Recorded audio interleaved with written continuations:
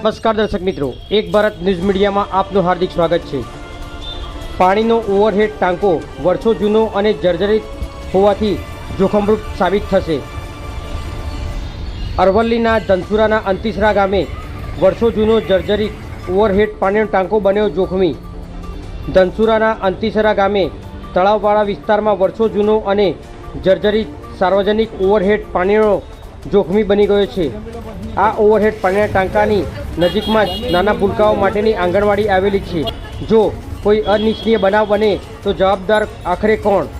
શું તંત્ર કોઈ અઘટિત ઘટના બને તેની રાહ જોઈ રહ્યું છે? નાના ભૂલકાઓ આંગણવાડીમાં ભણવા આવતા હોય છે, જો એ સમયે જ બનાવ બને તો જવાબદાર કોણ? બ્યુરો રિપોર્ટ વિશાલ ચૌહાણ, સાબરકાંઠા।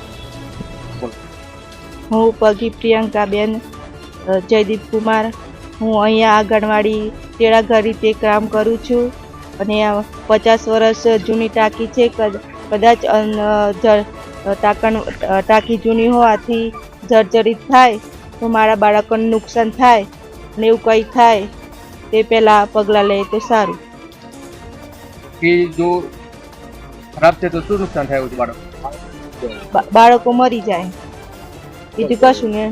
બાળકોને હું પણ અંદર આવું તો વધારે નુકસાન થાય ને, એટલા માટે આનું નિરાકરણ સરકાર પગલાં લે। મારું નામ કાંતિભાઈ રેવાભાઈ પટેલ, અંતિસરા, મારું તાલુકો ધનસુરા, જિલ્લા અરવલ્લી। અમારા ગામના જોપેજ મંડળીના દૂધ મંડળીના બાજુમાં જ એક પાણીની ટાંકી જર્જરિત હાલતમાં 50 વર્ષ જૂની લગભગ, અને એની બાજુમાં જ બાલ મંદિર આવેલું છે, અને એ ટાંકી ગમે ત્યારે પડે એવી પરિસ્થિતિમાં છે। તો સરકારશ્રીએ આમાં કંઈક પગલાં લઈ અને ઝડપથી આનો નિકાલ થાય એવું કરવું એ યોગ્ય લાગે, કારણ કે પછી કંઈક થાય અને બાળકો 10-20 એક સાથે પૂરા થઈ જાય એવી છે। અને એ તેડાગર બેન પણ ચિંતિત છે કે ભાઈ આ બાળકોનું શું થશે જો આ પડી જશે, એટલે સરકાર આનો જલ્દી નિર્ણય લે એવું સારા।